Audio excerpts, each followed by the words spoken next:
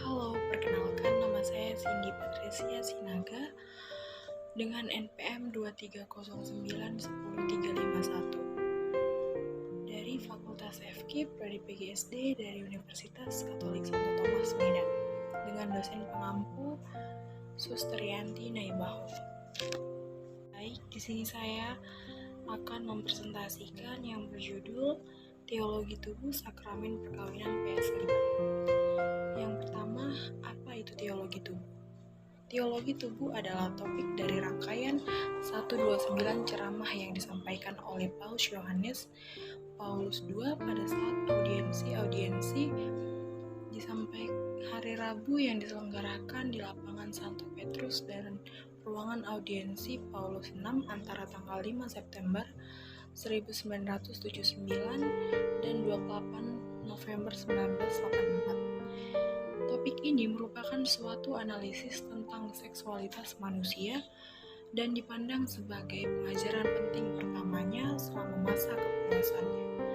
Pengajaran selengkapnya kelak disusun dan diperluas di dalam banyak anjuran, surat, dan ensikliknya. Manusia diciptakan dalam kasih dan untuk kasih. Manusia tak dapat hidup tanpa kasih. Ia tetap menjadi sosok yang tidak dapat dipahami oleh dirinya sendiri. Dan hidupnya tidak berarti jika kasih tidak dinyatakan kepadanya.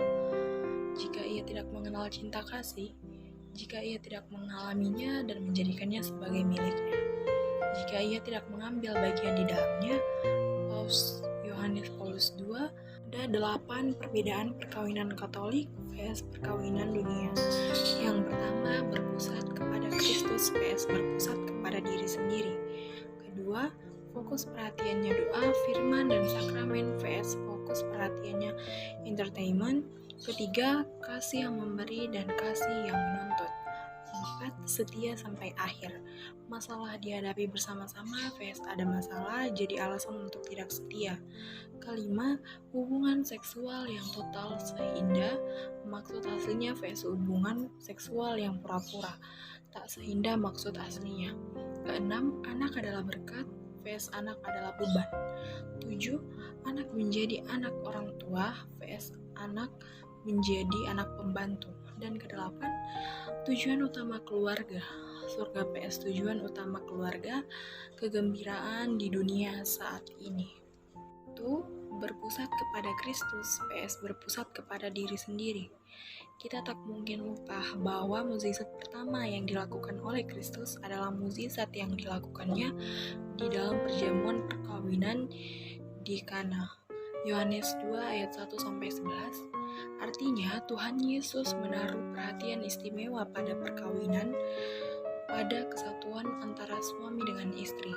Ia hadir secara istimewa di dalam setiap rumah tangga untuk menambahkan cinta kasih. Jika hubungan suami istri sudah mulai tawar, masalahnya, sudahkah kita menempatkan Tuhan Yesus sebagai pusat dalam kehidupan perkawinan kita? Sudahkah kita saling mengingatkan di dalam keluarga akan besarnya kasih Tuhan kepada kita masing-masing? Jika Tuhan Yesus menjadi pusat dalam hubungan suami istri, maka pasangan suami istri akan menempatkannya dalam hubungan suami istri, menempatkan kehendaknya di atas kehendak mereka sendiri. Mereka akan saling menghargai, menganggap bahwa pasangannya adalah kado istimewa dari Tuhan. Fokus perhatiannya doa, firman, dan sakramen vs fokus perhatiannya entertainment. Paus Yohanes Paulus II mengajarkan bahwa doa merupakan bagian yang terpenting dalam kehidupan kita sebagai manusia, dan khususnya kita sebagai murid-murid Kristus. Maka doa itu bukan buang-buang waktu, tetapi justru merupakan kekuatan bagi keluarga Kristiani untuk menjalankan tugasnya dengan baik. Karena itu salah satu bukti bahwa kita menempatkan Kristus di pusat keluarga dan kita mengambil bagian dalam kehidupan gereja adalah jika kita sekeluarga setia dan dengan sungguh-sungguh berdoa, karena pada saat itulah kita sebagai ranting-ranting bersatu dengan Tuhan Yesus Kristus, sang pokok anggur yang benar itu. Yohanes 15 ayat 5. ketiga, kasih yang memberi vs kasih yang menuntut. Pandangan umum dunia sekitar kita adalah kita bahagia jika kita menerima dan bukan karena kita memberi. Namun bukan ini yang diajarkan oleh Tuhan Yesus. Yesus mengajarkan kepada kita sebaliknya, adalah lebih berbahagia memberi daripada menerima. Maka nampaknya kita harus lebih banyak belajar memberi, dan hendaknya inilah yang Tuhan inginkan kita pelajari di dalam hidup berkeluarga. Coba tanyakan hal ini kepada pasangan yang baru saja memperoleh karunia seorang anak yang kelahirannya sudah mereka nanti-nantikan. Mereka sepertinya rela memberi apa saja kepada sang buah hati, dan semakin memberi, hati mereka semakin bersuka cita. Tanpa disadari, sesungguhnya Tuhan memberi kesempatan kepada pasangan ini untuk turut merasakan sukacita Tuhan. Pada saat ia keluar, kasih itu memberi dan menginginkan yang terbaik bagi orang yang dikasihi. Inilah prinsip kasih yang diajarkan oleh Tuhan.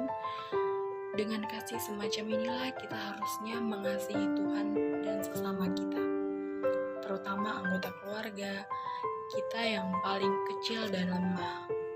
Seksual yang total, seindah maksudnya asli vs hubungan seksual yang pura-pura tak seindah maksud aslinya. Sudah disebutkan di atas bahwa Tuhan menciptakan manusia menurut gambarannya, Kejadian 1 ayat 26, dan dengan demikian Tuhan merencanakan manusia untuk menjadi mirip dengannya. Mirip dalam hal apa? Dalam segala hal, namun terutama dalam hal kasih karunia, karena Allah adalah kasih.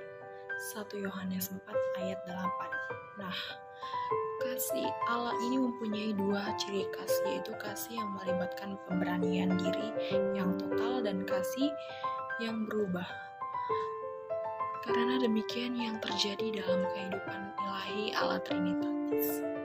Makna persatuan suami dan istri di dalam Kristus. Inilah yang tidak dinyatakan jika pasangan menggunakan alat kontrasepsi. Yesus bersabda, apa yang telah dipersatukan Allah tidak boleh diceraikan manusia. Matius 19 ayat 6. Namun kenyataannya persatuan ini diceraikan oleh alat kontrasepsi jika pasangan memakainya. Anak adalah berkat vs anak adalah beban. Kitab suci dan gereja Katolik mengajarkan bahwa anak-anak adalah berkat. Tidak ada ayat dalam kitab suci yang mengajarkan bahwa anak-anak adalah beban bagi orang tua. Mereka adalah pemberian Tuhan yang sepertinya dititipkan oleh Tuhan kepada orang tua, agar dapat dibimbing jiwanya dan pikirannya agar dapat mengenal dan mengasihi Allah. Maka anak-anak itu pada dasarnya adalah milik Tuhan, bukan milik orang tua. Anak-anak adalah karunia atau berkat yang harus disyukuri. Anak menjadi anak orang tua vs anak menjadi anak pembantu. Mudah bagi kita untuk membayangkan bahwa di dalam suatu perlombaan, maka para pesertanya berjuang untuk memperoleh gelar juara untuk mendapatkan mahkota. Sesungguhnya kehidupan keluarga pun demikian. Mahkota keluarga adalah kelahiran anak-anak dan pendidikan mereka menjadi anak-anak yang mengasihi Tuhan dan sesama. Yohanes Paulus II mengajarkan, sebab diciptakannya perkawinan dan kasih suami istri adalah untuk kelahiran anak-anak dan pendidikan anak-anak merupakan mahkotanya. Maka peran orang tua dalam melahirkan anak tidak terpisahkan juga dari peran mereka untuk mendidik anak-anak agar layak disebut sebagai anak-anak Tuhan. Maka karena orang tua sudah diikut sertakan, Tuhan adalah proses penciptaan anak-anak mereka. Maka selanjutnya orang tua juga mempunyai tugas untuk mendidik anak-anak dalam hal ini.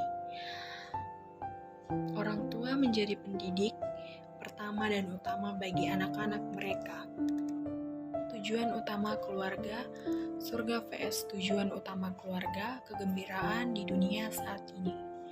Sampailah kita ke butir renungan yang terakhir, yaitu surga. Seringkali kita berpikir bahwa hidup kita di dunia ini sesungguhnya tidak sampai 1 1.000.000% dari hidup yang Tuhan rencanakan bagi kita. Sejak awal, Tuhan menciptakan kita di dalam kasih-Nya, dan Ia merencanakan agar kita dapat kembali bersatu dengannya di dalam kasih-Nya itu. Jika dua sejoli saja mempunyai keinginan untuk selalu bersama, maka kasih Tuhan kepada kita masing-masing yang lebih sempurna daripada kasih sepasang manusia itu juga menginginkan kebersamaannya yang sempurna. Maka surga di sini maksudnya adalah kebersamaan yang kekal dengan Tuhan. Yohanes 4 ayat 3, persekutuan sempurna antara kita dengan Allah dan dengan sesama manusia di dalam Kristus Yesus. 1 Yohanes 1 ayat 3. Inilah yang digambarkan sebagai perkawinan anak domba, di mana Kristus yang anak domba bersatu dengan mempelainya, yaitu gerejanya, yang adalah kita semua. Hidup yang sederhana dan tertera kepada Kristus, yang tersalib mengarahkan kita kepada Kristus yang bangkit, maka kita selalu diingatkan untuk bangkit dan melanjutkan kehidupan kita dengan penuh semangat, sebab Tuhan Yesus menyertai keluarga kita. Selibat, bentuk solidaritas orang yang terpinggirkan. Selibat adalah sebuah bentuk panggilan hidup. Dalam konteks ini, selibat memiliki makna penyerahan hidup, pembaktian hidup yang murni dan total kepada Tuhan demi kerajaan Allah. Pembaktian hidup yang murni dan total terwujud dalam hidup yang tidak menikah demi kerajaan Allah. Baik, sekian penjelasan presentasi dari saya yang berjudul Teologi Tubuh Sakramen Perkawinan vs Selibat. Jika ada kesalahan, mohon dimaafkan.